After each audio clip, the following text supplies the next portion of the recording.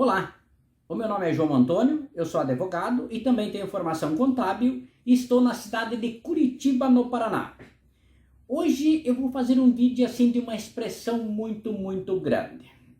Eu vou responder uma dúvida de centenas de milhares de milhões de viúvos ou viúvas, companheiros ou companheiras que tiveram o seu esposo, marido ou companheiro falecido e estão hoje numa disputa envolvendo dois assuntos. Primeiro, uma coisa chama-se direito real de moradia por parte do viúvo ou companheira, ou viúva ou companheira. E também respondendo a uma pergunta que é assim: o viúvo ou a companheira ou a viúva está obrigado a vender o único imóvel para fazer a partilha com os herdeiros? Então, para responder esse imbróglio, nós vamos desenvolver 17 situações, ok? Antes eu quero lembrar a todos de um assunto muito importante, que lá, ainda na Constituição de 88, tem um dispositivo que fala sobre a família, sobre a união estável, o direito real de moradia e assim por diante, e também fala sobre a dignidade da pessoa. Depois, aí em 96, entrou em vigência uma lei, em 96, a Lei 9.278, que diz o seguinte: no seu artigo 7º, ela traz exatamente uma normatividade e diz assim: dissolvida a união estável, então veja bem, quando aqui eu digo dissolvida a união estável, eu quero deixar assim, dissolvida em decorrência do óbito. Então, dissolvida a união estável em decorrência do óbito ou dissolvido o casamento em decorrência do óbito, o viúvo ou a viúva, o companheiro ou a companheira, tem direito real de moradia. E o que é esse direito real de moradia? Então, a lei diz assim: enquanto o viúvo ou a companheira permanecer viúvo ou viúva, ele tem direito, ou ela tem direito, a residir na única casa ou único imóvel que o casal tinha quando estavam, digamos assim, casados ou em união estável. Só que a lei trouxe, na verdade, 4 exigências. Quais são? Primeiro, ele diz assim: você tem direito enquanto for vivo ou viva. Primeira regra. Segundo, tem direito enquanto não constituir nova união estável. Disse mais: você tem direito enquanto você não constituir um novo casamento. E mais, ele disse assim: o imóvel a qual você tem direito é aquele destinado à residência do casal, ok? Então, esclarecidos esses pontos, digamos assim, nevrálgicos, em 2003, veja que de 96 até 2003, entrou o Código Civil e me trouxe o artigo 1831, que voltou a bater em cima do assunto. E o artigo 1831 trouxe mais ou menos a seguinte normatividade: que o cônjuge sobrevivente, veja bem, aqui já fala no cônjuge sobrevivente, mas lembre-se que o Supremo disse que união estável tem o mesmo efeito do casamento, então vamos ler de maneira ampliativa. O cônjuge sobrevivente ou o companheiro ou a companheira em união estável, em qualquer regime, vamos repetir aqui, em qualquer regime de bens, então não interessa o regime A, B, C, em qualquer um deles, é assegurado, tá? É assegurado o direito de habitação. Aí, em decorrência disto, surgiu, vamos assim dizer, um monte de dúvidas. E eu, respondendo essas dúvidas dos meus internautas e também alguns clientes presenciais no escritório, vou lhes responder 17 situações extremamente nevrálgicas. Quais são? Primeira pergunta, digamos assim, de maior relevância é a seguinte: mesmo o companheiro ou a companheira, mesmo ele não sendo proprietário e mesmo não tendo direito à herança, ele tem direito digamos assim, ao uso do imóvel como habitação? A resposta é sim. Por quê?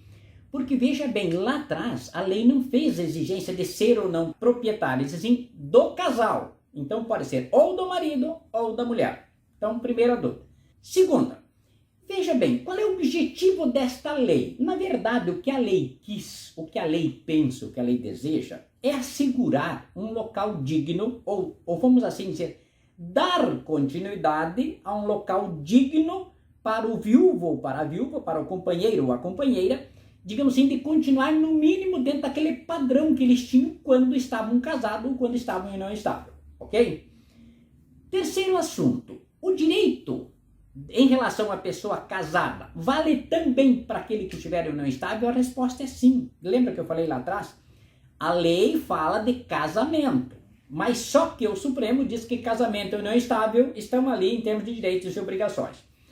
Outro detalhe importante, que é o quarto assunto, que muitas pessoas me perguntam, essa mesma norma funciona para casamento homoafetivos? Sim, claro que funciona. Por quê? Porque o Supremo disse em data recente que casamentos homoafetivos têm o mesmo contexto jurídico, em termos de direitos e obrigações, do casamento convencional homem e mulher. Então, respondendo, resposta sim, mesmo nos casamentos ou uniões estáveis homoafetivos. As pessoas se perguntam assim, nossa, de maneira repetitiva, mas João Antônio precisa ter filho para ter esse direito? Não, pessoal, não precisa ter filho. A lei não fala em filhos, esquece os filhos. Ela fala assim, precisa ter casamento ou união estável. Então a resposta em relação aos filhos, que é o quinto assunto. Precisa ter filho? Não, não precisa ter filho para ter direito real de habitação. Ok? Mas aí nós temos um detalhe importante, que é o sexto assunto. E se o viúvo ou a viúva, ele pode eleger, ou digamos assim, entre todos os bens, aquele que tem o maior valor? Vamos imaginar que ele tivesse mais de um bem. Então aqui nós temos que colocar uma observação muito, muito importante. Qual é? A lei diz lá atrás o único bem desta natureza. Então vamos pensar assim. O casal tem, vamos criar uma situação bem complexa em três vertentes. Ele tem uma casa, tem um apartamento na praia e tem, digamos assim, uma casa, vamos assim dizer assim, uma chácara. A pergunta é, o viúvo ou a viúva ou o companheiro tem direito aos três? Não. Então aqui, o viúvo, a viúva, o companheiro, a companheira, vamos assim dizer, o viúvo, aquele que ficou, o sobrevivente, ele deve eleger um dos três e, de regra, deve pegar aqueles que eles residiam. Então, se ele residia na casa da cidade, é a casa da cidade. Se residia na chácara, é a chácara. Se residia na casa da praia, é a casa da praia. Tá ok? Então, não tem direito aos três, no nosso exemplo. Até porque a lei diz que é o único. O sétimo assunto é assim. Se tem outros bens, como que fica, digamos assim, essa escolha do bem? Vamos imaginar que fosse um óbito de um senhor, vamos imaginar um senhor que tivesse, digamos assim, 7 imóveis. Então sobrou a viúva. A pergunta é, qual dos imóveis que a viúva pode eleger entre todos eles para fixar o direito real de moradia? Vamos lá. De regra, ela tem que ficar usando aquele que ela estava morando quando até então o falecido era vivo. Regra principal. Mas aqui eu quero observar um assunto muito importante para os senhores. Assim, mas João Antônio, veja bem, se entre os 7 imóveis, no nosso exemplo desse falecido, entre eles vai ficar um imóvel para a viúva e entre esses imóveis pode ficar exatamente aqueles que eles residiam. Então veja bem, o imóvel que eles tinham residência já ficou na propriedade da viúva. Então aqui surgem duas dúvidas. Primeira dúvida, a viúva tem direito a eleger um segundo imóvel como, digamos assim, direito real de moradia? Resposta não. Tá? E a segunda pergunta é a seguinte, e como é que fica então o direito real de moradia, já que o imóvel foi para ela? Não se extingue. Sabe por quê? Porque veja bem, no nosso exemplo aqui, ela está ficando como proprietária exclusiva do imóvel que até então poderia incidir o direito real de moradia. Tá ok? O item 8 seria assim, como é que fica o restante do inventário dos demais bens? Pessoal, fica normal. No nosso exemplo ali anterior, vamos voltar ao mesmo exemplo. O falecido deixou 7 imóveis, no nosso caso. Como é que fica o direito real de moradia? Deixa a viúva morando no imóvel que até então ela residia com o falecido e o inventário segue o seu curso normal. E daí entrega-se o restante dos bens para digamos assim, para os filhos, os herdeiros, e até mesmo se a viúva tiver direito à herança, recebe a parte dela, e esse direito real de moradia, digamos assim, se extingue a partir do momento que ela fica com a coisa. Tá bom? Nono tópico. Mas veja bem, se for possível, dentro da meiação, que a viúva ou o viúvo fique com o bem, digamos assim, do direito real de moradia, como é que fica? Se extingue? Resposta sim. repetindo o que eu falei lá atrás no item 8, se não me engano, até avancei o tópico lá, é assim: se, em decorrência da partilha, tendo mais de um bem, veja bem, aqui eu não estou dizendo que a viúva ou o viúvo não tenha direito real de moradia, estou dizendo assim, se tiver mais de um bem, mais de um, e entre essa partilha puder, digamos assim, direcionar a viúva ou o viúvo aquele imóvel que eles residiam juntos quando ainda eram casados, ok, extingue o instituto e a partilha segue o seu curso normal, tá bom? 10º tópico. Ah, mas veja bem, o seu fulano, que era um cara que, digamos assim, ganhava bem, o casal morava num local alugado. A viúva tem direito real de moradia sobre o imóvel alugado? Não, ela não tem direito, porque a lei exige que a lei diz assim, aqueles que eles eram proprietários, a lei não fala de aluguel. Então, resposta, a viúva ou o viúvo, a companheira ou o companheiro não tem direito de que o espólio, os herdeiros continuem lhe pagando aluguel, ok? Muito bem, o 12º tópico nós vamos falar com relação aos imóveis que o casal usava em termos de comodato. Todos sabemos que comodato quer dizer empréstimo. Vamos imaginar que o irmão do falecido emprestou uma casa para o casal, o irmão e a cunhada residirem. Ok, isso chama-se comodato, sem pagar aluguel, sem nada. A pergunta é, o falecido veio a óbito. Ótimo. A cunhada continuou lá. Ela pergunta, ela tem direito de continuar usando a casa do cunhado? Não, porque o imóvel com uso de comodato não dá direito real de moradia. Tá ok? 12º tópico. Os herdeiros podem cobrar aluguel se a viúva ficar usando exclusivamente o imóvel? Não. Tá? Não tem direito. Então, respondendo esse assunto, houve uma mudança legislativa aí, e principalmente doutrinária, dizendo que ele não tem direito. 13º tópico. Lembra lá atrás que eu fiz um comentário com vocês em relação a quando o casal tem mais de um imóvel? Então, a dúvida é a seguinte. Se o casal possuir mais de um imóvel e viverem concomitantemente nos três. Então, lá nós fixamos residência, lembra? Lá nós dissemos que ele vivia na casa da cidade. E a casa da praia e a chácara era só para passeio. Aqui, todos sabemos, vamos dar um exemplo de pessoas aposentadas, eles vivem segunda num lugar, terça no outro, quarta no outro e faz aquele giro. Isso é normal. Todos conhecemos pessoas que fazem exatamente isso. A pergunta é, dá direito a segurar os 3 imóveis? Não, por 2 motivos. Primeiro, que a lei exige imóvel exclusivo. Então isso tem que ficar bem claro. Segundo, a lei não assegura dupla ou tripla residência. Ela assegura uma única residência. Ok? Esclarecido isso, 14º tópico. Ah, mas vamos imaginar que o falecido tinha uma casa, onde ele era proprietário de 50%, e o cunhado, o irmão dele, mais 50%. Veio o marido a óbito.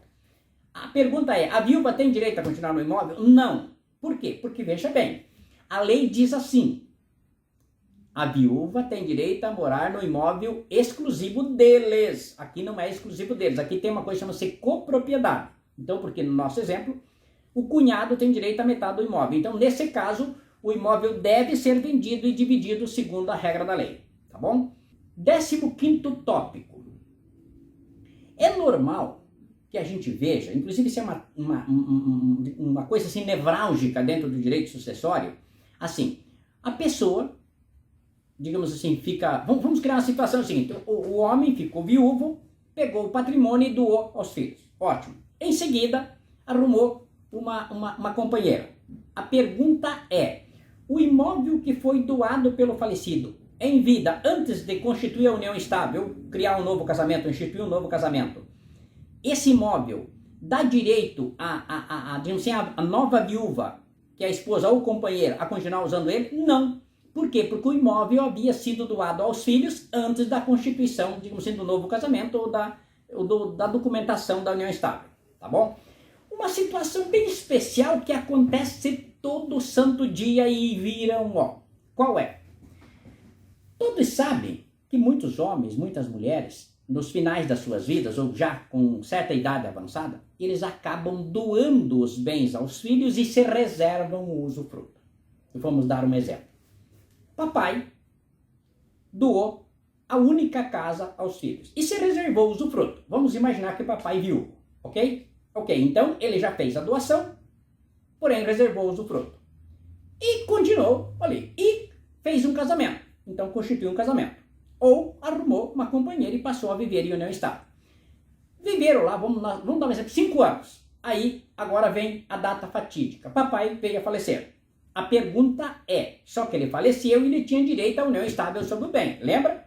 Então a pergunta é, a viúva ou a companheira tem direito, sim ou não, a continuar usando o bem em decorrência de que o papai tinha o direito ao usufruto? Resposta não. Aí vocês vão me perguntar por quê? Por 2 motivos. Vamos ao primeiro. O direito de usufruto é personalíssimo, ou seja, ele não passa. É tipo a minha identidade, é minha, não é da minha mulher, das minhas filhas, do meu genro e assim por diante. Não, não é assim que funciona. É personalíssimo, então o usufruto é personalíssimo. Regra número 1. Regra número 2 e última regra é assim, a lei diz assim, dá direito institui-se o direito real de moradia sobre o bem do qual sejam proprietários. E o usufruto não é propriedade. O usufruto é um direito de fruição, só de uso. Ok? Então, resposta. Se no nosso exemplo, o papai tinha um usufruto, veio a falecer, a companheira ou esposa tem direito a continuar? Não.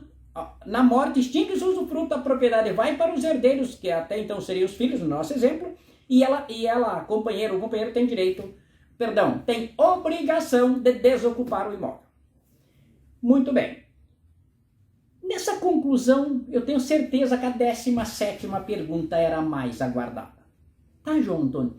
E os demais bens como ficam? Vamos criar uma situação complexa aqui. Vamos imaginar que papai deixou uma casa, ok? 10 caminhões e 5 empresas. A pergunta é, como fica essa bronca? Então vamos responder dividido em 3 troncos. Primeira coisa, casa. Tem direito real de moradia. Se fizer o inventário, tem que deixar a viúva morando nela, a casa, referindo-se à casa, até o fim da vida dela. Ok. Agora vamos lá. Os caminhões e a empresa. Faz um inventário normal, entrega-se a quem de direito, segundo a regra da lei, e está tudo certo. O importante, que tem que ficar aqui bem consignado e bem esclarecido, é assim, pessoal. O direito real de moradia é um direito para proteger o viúvo ou a viúva, o companheiro ou a companheira, tá? Independente de sexo, até o fim da vida. Então é um direito vitalício. E nesse lapso temporal, nesse tempo entre a viuvez e o óbito, não tem nenhum encargo ao usuário. E aí, agora em data recente, um herdeiro me fez a seguinte pergunta. Ah, mas João Antônio, a minha, digamos assim, madrasta não quer continuar pagando o IPTU do apartamento e também não quer pagar o condomínio porque diz que o imóvel vai ser nosso como herança. Como é que fica? Não, calma. Ela tem direito de uso, só que o IPTU, no nosso exemplo, e o condomínio são obrigações decorrentes da fruição. Fruição quer dizer de usabilidade. Então, obrigado a pagar o IPTU, obrigado a pagar o condomínio é quem usa. Então, no nosso exemplo, que na verdade seria o 18º, mas não é apenas uma observação que eu lembrei aqui de cabeça, é assim. Quem tem obrigação de pagar o IPTU, quem está obrigado a pagar o condomínio é quem usa. E quem usa é a viúva ou o viúvo, então cabe a ela, não aos herdeiros, essa obrigação, tá bom? Dito isto, eu quero lembrar para os senhores e para as senhoras, para todos aqueles que me conhecem, e também aqueles que me conhecem pessoalmente, que antes de ser advogado, eu fiquei 14 anos no Exército. E hoje já estou com mais de 27 para 28 anos de advocacia. E lá no Exército eu aprendi várias regras na arte da guerra. E quero trazer uma regra aqui para dentro desse vídeo. Qual é? Pessoal, lá eu aprendi que na arte da guerra só tem um vencedor. Aquele que fica vivo. Porque o outro é perdedor e morre. Aqui nós temos uma coisa muito importante que eu quero compartilhar com vocês. O direito de uso ou o direito real de moradia, ele só fica assegurado a uma pessoa. É o viúvo, a viúva, o companheiro ou a companheira, independente de sexo, religião e credo e assim por diante. E também, eu quero lembrar o senhor e para a senhora, feitas essas duas afirmações, que dentro do meu livro Empresas em Números, um livro maravilhoso, um livro que fala de negócio, um livro que fala de dinheiro do início ao fim, é uma obra maravilhosa para a cidade presente e principalmente para ser lido por todos os empresários e por todas as pessoas inteligentes desse país. Quem ler o livro Empresas em Números, com certeza absoluta poderá mudar o destino financeiro das suas vidas. Dito isso, aqueles que não forem inscritos no meu canal, se inscrevam, por favor. Peço que aqueles que gostaram desse vídeo, deixem o seu gostei lá, claro. Ative o alarme, o sininho, para receber novos vídeos e até o próximo vídeo.